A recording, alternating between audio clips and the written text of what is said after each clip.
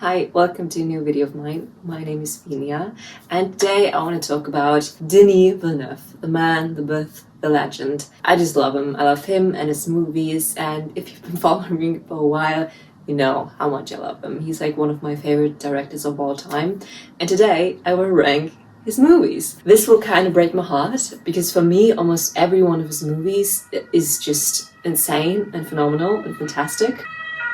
And just to put one movie above the other is just, it will break my heart, but we will do it anyway for the list, for the stats. And I have to say that I didn't watch two of his very early movies in his career, and that is Polytechnique and Maelstrom. But other than that, I've watched all the movies and they will be all in this list. I'm gonna start off this list at the bottom with Enemy. You know, you could say if Jake Gyllenhaal is in a Denis Villeneuve movie, it has to be a 5 out of 5 stars.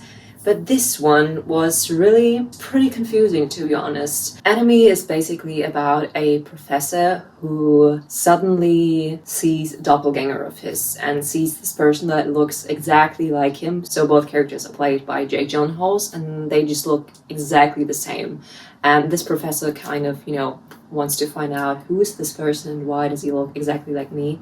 And that's kind of how the movie starts out. I gave this movie 3.5 stars out of 5, and this is the lowest I've ever rated a Denis Villeneuve movie. It broke my heart a little bit. I definitely watched it later on, like after I've watched all of his other movies. And this is the type of film that you watch and you will go onto YouTube and search Enemy explained, and then I watch like 5 different movies that are trying to explain to you what actually happened there and what all the symbols mean and what that saying means and this and what is this huge thing at the end of the movie. If you know, you know. I think it was well executed. I think it was very uncomfortable and very ugly, like not in a ugly way, but in a it kind of makes me uneasy ugly, and I definitely like the premise of the story. I just didn't like that it was so loose and so weird in the end. That's kind of why it was like okay, and now what's the message here? What's the takeaway?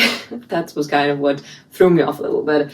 But I'm gonna let that one slide. Everyone has a Joker, and that's his Joker. On place 7 we have Sicario. This is a rating of 4 out of 5 stars. With 4 stars is already insane for me, at least, so everything's gonna get better after that. So this movie features Emily Blunt as the main character. She's a very idealistic FBI agent, and by the government she gets sent to the border of the US and Mexico to kind of help in this ever so escalating war on drugs. And we follow her journey. Like the setting and the premise, I think it's pretty generic. Like we have a lot of movies that are about this topic in this setting, but I think it was executed very, very well. Emily Blunt did a fantastic job, and I think what stood out in this movie is kind of, the moral dilemmas people go through when they work in this job, but also in this specific setting, and with the people they encounter, and kind of how to make compromises in your head with what you're doing and with what you're not doing. And I think that was very beautifully executed in this movie. I think I would give it a higher rating if I watched it again, because I watched it a long time ago. It was one of my first Denis Villeneuve movies, and I just don't remember a lot from it. A lot of his other movies I can play in my head, scene by scene, because I've literally ingrained them in my mind, but not with this one. I remember a lot of the ending and the last 20 minutes, but a lot of the lead up and the middle parts I don't remember. So I definitely want to watch that again, and maybe it will rise up a place or two, who knows. And then on place 6 and 5 we have Dune 2 and Dune 1. Now I would actually rank Dune Part 1 above Part 2, which is not really what the world thinks, because everyone I know and the internet and all the ratings I'm seeing liked Dune Part 2 way more than the first one, but I didn't, and I don't know what it was about. I think when you first watched Dune 1 when it came out, everyone was overwhelmed, the visuals, the story, it was just so great and everyone loved it. And then Part 2 came out, and for me it was kind of the same with Avatar. Yes, I know the visuals will be great. I know kind of what the setting and the world will look like. So now the story has to really deliver to stay on the same level. Because the first one had kind of an advantage, the first Avatar, they both looked so visually stunning. You couldn't do any other than give it 5 stars, But for me, the second one was a great movie. I loved it. I think it was 4.5 stars for me, but it didn't have that like excitement that came with the first movie. I still enjoyed all of it. Like, don't get me wrong, this is really like small things. I mean, it's a huge and a great movie, but I just liked the first two and like a tad more. But you know, other than that, they're both great. I'm dying to see the third movie, and yes, I love them both. And next up we have Incendies. I just love this movie so much. It is heartbreaking, it's shattering, it's traumatizing, but it is fantastic. So Incendies is basically about a set of twins, and their mother dies and she leaves them a note to find their brother, who they didn't know exist, and their father, who they also never knew in their life. And she basically wants those twins, after her death, to deliver those envelopes to those two men. The twins live in Canada, but their mother immigrated from a foreign country that isn't really specifically named.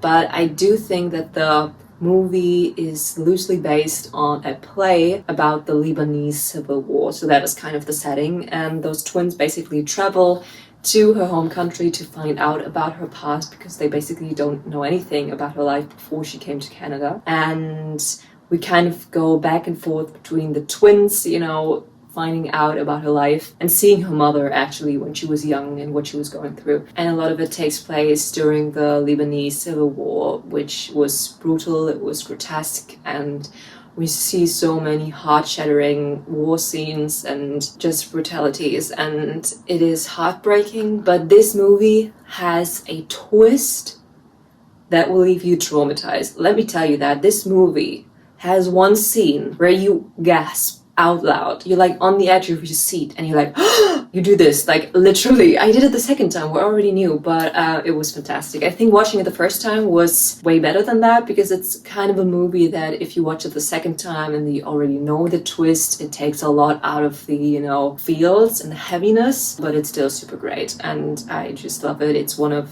Denis Villeneuve's first like big international movies that he did. I think it was in French actually. It's a fantastic movie. Please go watch it if you like to be traumatized and heartbroken. Now we come to the big top 3, and number 3 is Blade Runner 2049. This movie, I think I already talked about it in a recent video I did about my favorite movies. It is just wonderful. I really like it. I was really struggling between putting Incendies or Blade Runner 2049 on place 3, and basically for me, like, they're the same level. Blade Runner 2049 is a sequel to Blade Runner, a Ridley Scott movie from the 80s, I think, with Harrison Ford. And now we have the sequel also with Harrison Ford, but Ryan Gosling in the main role. I don't want to get too much into the story, because I think in both movies the essence of the movie is not really about the plot itself, but more about questions it raises and things that, you know, kind of start going on in your head. Basically, it's about a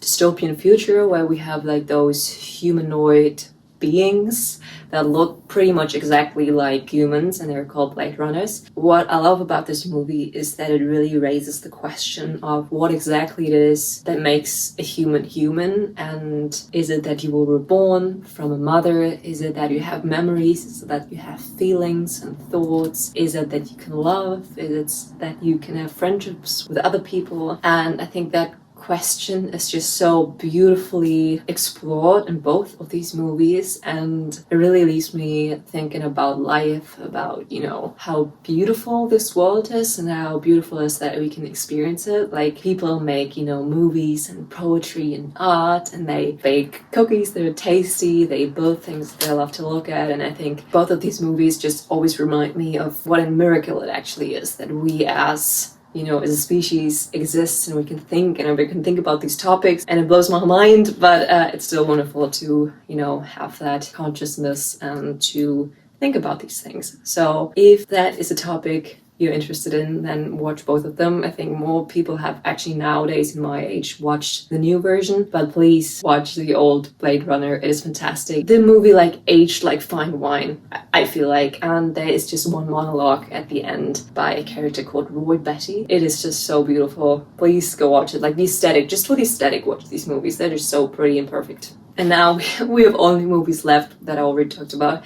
But place number 2 is Arrival. And Arrival is the most wonderful sci-fi movie I think ever exists. I think this is how sci-fi is done right. It's basically about aliens arriving on Earth. I think it's like 10 like huge pods that are just like black, and they arrived on different spots on the Earth.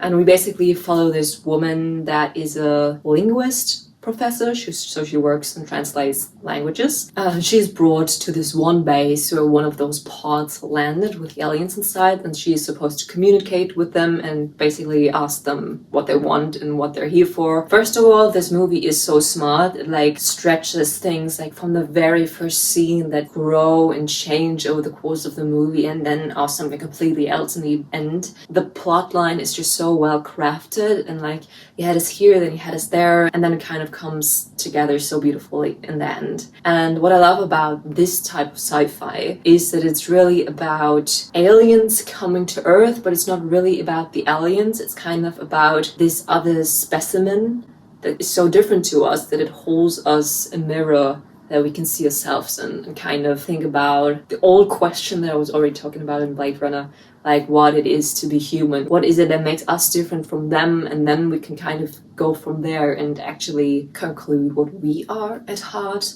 What is a human, you know? What is it? We don't know. But yeah, I just love how this movie, it's not full on the nose, that's the essence of the movie, but it's definitely in there. And I love how they, talked about that. And they talked about time, about development, about the risk and the consequences of like small decisions and how they will change your life. And if you could go back and change things, would you do it again? And kind of living and accepting that there are always consequences and there will always be bad things, but you have to at some point commit to something and lean into it. And I think that was so beautifully conveyed in this movie. And yes, it is one of those movies also where the twist kind of leaves you without words. And it was just perfect. And now we come to place number 1, and that is Prisoners with Jake Gyllenhaal and Hugh Jackman.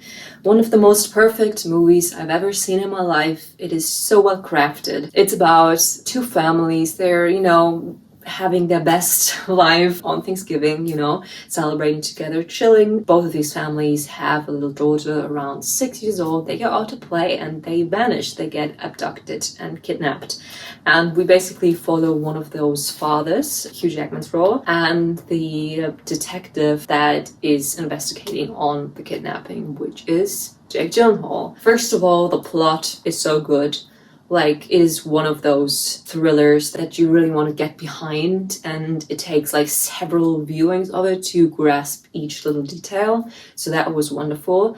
But everything, like every person working on this movie just did a fantastic job. Like the score by Johan Johansson was fantastic. I think the cinematography was by Roger Deakins. Beautiful. The directing was phenomenal. The acting of both Hugh Jackman and Jake Gyllenhaal was like both of their best performances I've ever seen. But also like the side characters, we have like Viola David, we have Paul Dano, we have David Asmalkian. They were all so great in their role, and they made it so believable, and it went right under your skin. And this movie, it pulls on my heartstrings. It's heartbreaking, but it's also just wonderful. Like, it's one of these movies, yes, it's like a psycho thriller and it's sad. It's about, abducting two girls and very, very morally gray characters and kind of very bad things happening.